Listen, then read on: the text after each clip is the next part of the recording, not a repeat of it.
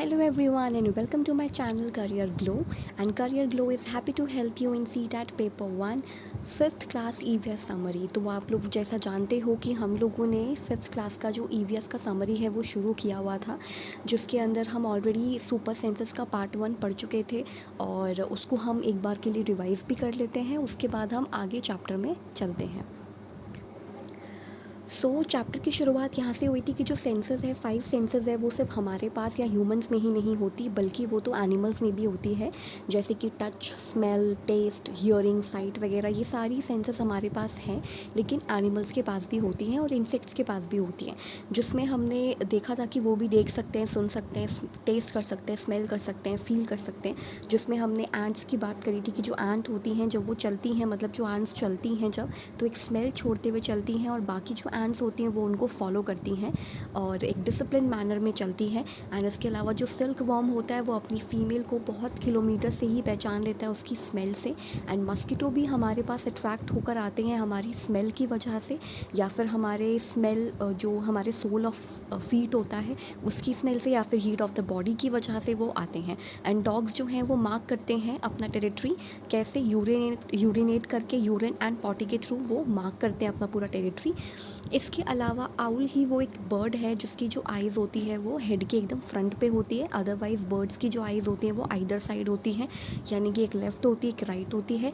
जब भी वो अपने आइज़ से, मतलब एक लेफ़्ट में है, एक राइट में है, तो टू डिफरेंट थिंग्स को जब वो एक साथ देख रही होती हैं तो उनका जो विज़न होता है वो थोड़ा बढ़ जाता है, वो ज़्यादा अच्छे से चीज़ को देख पाते हैं। लेकिन जब वो दोनों ही आँखों से एक ही चीज़ के ऊपर फोकस करते हैं तो वो डिस्टेंस को एस्टिमेट कर रहे होते हैं, राइट। एंड इसके अलावा जो बर्ड्स की आइज़ है वो फिक्स्ड होती हैं, वो मूव नहीं कर सकती, मतलब जो आइज़ हैं उनको मूव नहीं कर सकते, इसलिए उनको पूरा नेक हिलाना पड़ता है इस तरीके से देखने के लिए। एंड जो काइट्स है, ईगल है, वर्चर्स है, ये सारे जितने भी ये होते हैं ना, बाज की नज़र, गिद्ध और चील वगैरह, ये 4 गुना हमसे बेटर देख पाते हैं। जो हम 2 मीटर के डिस्टेंस से देख पाते हैं ये वो 8 मीटर से ही देख लेते हैं। तो ये हाँ, जो हम 2 मीटर्स के डिस्टेंस से देख पाते हैं ये 8 मीटर्स के डिस्टेंस से ही देख लेते हैं। एंड एनिमल्स जो है वो ज़्यादा कलर्स नहीं देख सकते, हम तो बहुत सारे कलर्स देख सकते हैं, लेकिन एनिमल ज़्यादा कलर नहीं देख सकते। बट जो एनिमल्स डे टाइम में उठे रहते हैं, अवेक रहते हैं, वो कुछ हद तक कलर्स देख सकते हैं। अदरवाइज़ रात वाले जो भी जीव होते हैं जो जगते हैं, जैसे कि आउल हो गया, बैट हो गए, तो ये जो होते हैं ना, ये black and white he colours देख पाते हैं क्योंकि ये रात में जगते हैं। इसके अलावा बर्ड्स के भी जो कान है वो आप नहीं देख सकते, ईयर्स आप नहीं देख सकते क्योंकि वो स्मॉल होल होता है जो फेदर से कवर्ड होता है। एंड स्नेक के भी कोई एक्सटर्नल ईयर्स नहीं होते, वो बस वाइब्रेशंस को महसूस करते हैं ग्राउंड पे। और ये सेकेंड चैप्टर में हम और अच्छे से समझेंगे जब हम लोग स्नेक चार्मर की स्टोरी को पढ़ेंगे कि किस तरीके से वाइब्रेशंस के थ्रू स्नेक्स जो हैं वो डांस करते हैं, राइट। तो यही था हम लोग का चैप्टर। ये पिछले जो चैप्टर था, मतलब पिछला जो पार्ट था उसका रिवीजन था सुपर सेंसस का, और अब हम सुपर सेंसस के पार्ट 2 पर आ चुके हैं और ये कुछ और अमेजिंग चीज़ों की तरफ हमें लेके जा रहा है, राइट। तो उसको हमने समझना है। ऑल राइट, सो अब है साउंड सेंड मैसेज, यानी कि जो साउंड होती हैं, कुछ ऐसी आवाज़ें होती हैं, कुछ ऐसी साउंड होती हैं जिनमें कुछ मैसेजेस होते हैं, राइट। अब यहाँ पे जैसे कुछ एग्जांपल लेते हैं कि ट्री पर लंगूर जो है वो सबको वार्न करता है कि भाई डेंजर जो है आने वाला है, right. High up on a tree a langur warns others of danger, यानी कि ये जो लंगूर है ये सबको डेंजर के बारे में बताता है कि जो लेपर्ड है या जो टाइगर है वो आने वाला है। The langur does this by making a special warning call. तो ऐसे एनिमल्स ना दूसरे एनिमल्स को सचेत करने के लिए या फिर वार्न करने के लिए वो कुछ स्पेशल वार्निंग कॉल्स के लिए कुछ साउंड्स का इस्तेमाल करते हैं।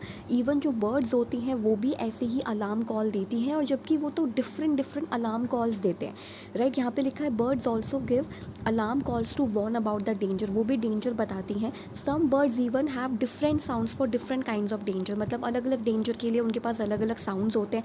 For example there is a different warning call, एक अलग सी वार्निंग कॉल होगी, एक अलग सी साउंड होगी अगर एनिमी जो है वो स्काई से आ रहा है, ऊपर से आ रहा है, या फिर वो ग्राउंड पर है। तो ऐसे करके साउंड्स जो है ना वो आपको डिफरेंट काइंड के मैसेजेस देते हैं। और क्या हो कि अगर ये जो साउंड्स हैं, ये जो स्पेशल वार्निंग कॉल्स हैं, ये एनिमल्स ना बता पाएँ तो क्या होगा। तो आप ये फ़ोटो देख सकते हो, यहाँ लिखा है इस एनिमल को, जो ये टाइगर, लेपर्ड वगैरह जो ऐसे जानवर होते हैं उसने ये पकड़ लिया है। तो यहाँ लिखा है what the hell is wrong with your alarm call, आपके मतलब तुम्हारे अलार्म कॉल को क्या हुआ कि इसने मुझे पकड़ लिया, तुम मुझे बता नहीं पाए। तो उसने कहा सॉर थ्रोट, यानी कि उसका गला ख़राब था, इस वजह से वो स्पेशल वार्निंग कॉल नहीं मतलब नहीं निकाल पाया, जिसकी वजह से ये जो एनिमल है उसका क्या हो गया, शिकार हो गया, राइट। तो ऐसी कुछ अमेजिंग चीज़ें हैं एनिमल वर्ल्ड में जो हमें समझना चाहिए। इसके अलावा फ़िश जो हैं वो भी आपको इलेक्ट्रिकल सिग्नल्स के थ्रू कुछ बताने की कोशिश करती है आपको, यानी कि मरीन एनिमल्स को बताने की कोशिश करती है इलेक्ट्रिक सिग्नल्स के through. And some animals start behaving in a different way, यानी कि कुछ एनिमल्स जो हैं उनका तो बिहेवियर ही एकदम चेंज हो जाता है, वो एक अलग तरीके से बिहेव करने लगते हैं, मतलब उनके हाव भाव जो हैं बदल जाते हैं, जिसकी वजह से जब लोगों को पता चलता है कि ये जो एनिमल्स हैं उन्होंने कुछ अलग तरीके से बिहेव करने लग गए, तो समझ में आता है कि अच्छा डेंजर जो है वो कुछ आसपास है। So some animals start behaving in a different way when an earthquake या storm is about to come. जब अर्थक्वेक, ये जो भूकंप है, स्टॉर्म है, ये आने वाला होता है, तो एनिमल कुछ अजीब तरीके का बिहेव करते हैं। And people who live in forest, और जो एनिमल्स मतलब जो लोग फॉरेस्ट में रहते हैं, जंगलों में रहते हैं, वो इन एनिमल्स के बिहेवियर को ऑब्ज़र्व करते हैं और उन्हें समझ में आता है कि अच्छा डेंजर जो है वो आसपास है। इसके अलावा dolphin also make different sounds, dolphin भी कुछ अलग आवाज़ें निकालती हैं, कुछ मैसेज देती हैं एक दूसरे को। And scientist believe that many animals have a special language of their own, यानी कि जो हमारे जो साइंटिस्ट होते हैं वो भी ऐसा बिलीव करते हैं कि एनिमल्स के भी कुछ अपनी लैंग्वेज या अपने कुछ साउंड होते हैं जिससे कि वो दूसरे को वॉर्न करते हैं, दूसरे एनिमल्स को वॉर्न करते हैं। तो ये लंगूर है, ये सबको चेतावनी दे रहा है कि ये टाइगर है वो जो है वो आ चुका है, तो आप मतलब इस तरीके से वो स्पेशल वार्निंग कॉल देता है। अच्छा, कई बार ऐसा होता है कि जो एनिमल्स के साथ बहुत ज़्यादा अच्छे से रहते हों या एनिमल्स के बिहेवियर को समझते हों, उनके लिए एक बहुत अच्छी चीज़ का एग्ज़ाम्पल ये है कि इन दिसंबर 2004 कुछ ट्राइब्स थी जो अंडमान आइलैंड के आसपास रहती थी, फॉरेस्ट में रहती थी। So few tribes that live in the forest of the Andaman island notice the animal behaving in a different manner. तो 2004 के दिसंबर में जो अंडमान आइलैंड के आसपास रहने वाले जो लोग थे, जंगलों के आसपास रहने वाले लोग थे, उन्होंने देखा कि एनिमल जो है वो कुछ अलग तरीके से बिहेव कर रहे हैं। सो दे गेस्ड सम डेंजर, तो उन्हें लगा कि कुछ ना कुछ तो डेंजर है। So they moved away to a safer part of the island, तो वो आइलैंड के एकदम सेफर पार्ट पे चले गए। Soon after the islands were hit by the tsunami but these people were saved. और कुछ टाइम के बाद वहाँ पे सुनामी आ गया, लेकिन ये लोग बच गए क्योंकि इन्होंने एनिमल्स के बिहेवियर को थोड़ा सा परख लिया था, इस वजह से ये लोग बच गए। तो कितनी ज़्यादा इंपॉर्टेंट है एनिमल की सेंसेस, तभी तो हम कहते हैं कि इनमें 6 सेंस होती है। ये बहुत थोड़ी से थोड़ी मतलब धीमी से धीमी फेंटेस्ट साउंड भी ये लोग सुन लेते हैं। तो अब हमारा जो नेक्स्ट टॉपिक है वो है स्लीपिंग वेकिंग, यानी कि कितने जो एनिमल्स हैं वो कितना टाइम सोते हैं और कब जगते हैं, तो ये हमें समझना है।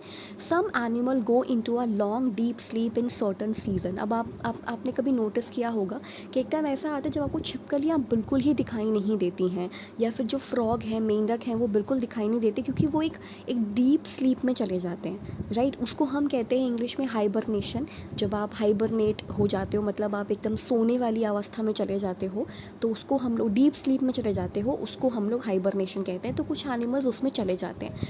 Then they are not seen for many months, और कुछ महीनों तक दिखाई नहीं देते, राइट। तो यही चीज़ थी जो इम्पॉर्टेंट है कि ऐसा नहीं है कि जो एनिमल्स हैं वो जैसे हमारी तरह हम सो जाते हैं और फिर उठ जाते हैं, ऐसा नहीं है।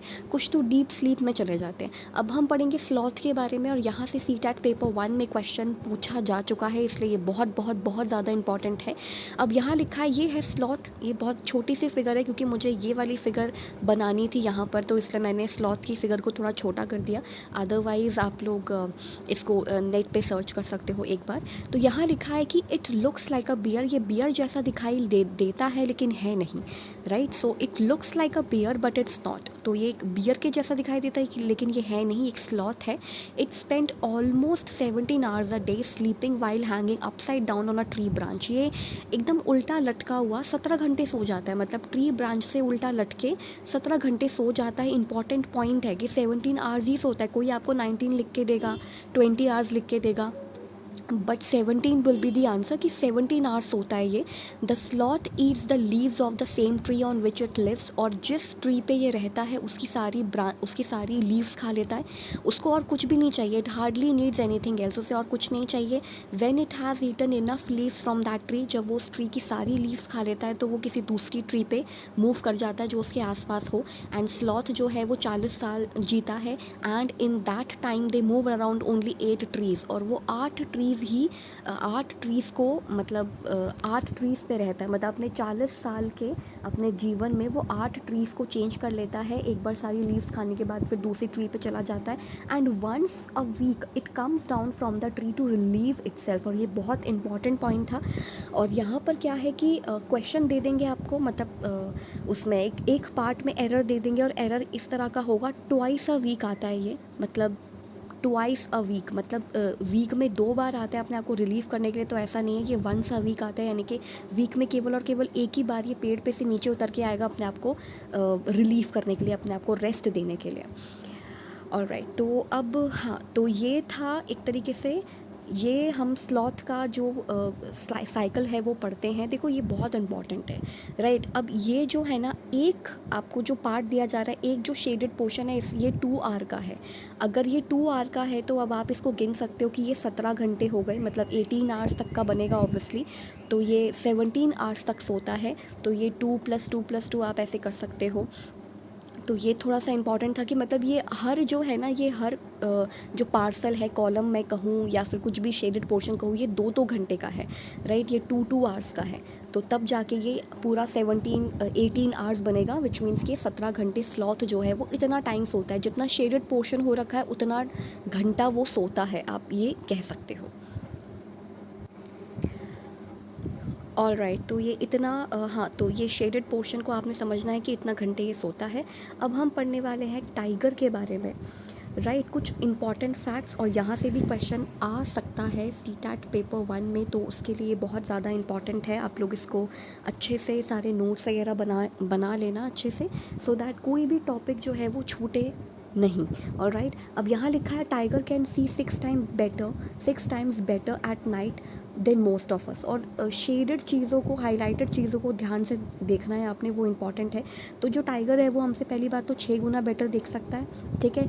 अब टाइगर्स के जो विस्कर्स होते हैं, इसकी जो मूछें होती हैं, ये बड़ी सेंसिटिव होती है और ये मूवमेंट को सेंस कर लेती हैं, राइट। यहाँ पे लिखा है the tiger whiskers are very sensitive, बहुत सेंसिटिव होती है, and can sense the movement और वाइब्रेशंस इन द एयर। तो एयर में जो भी वाइब्रेशंस होती हैं या मूवमेंट होती हैं, इन विस्कर्स के थ्रू टाइगर्स को पता चल जाता है।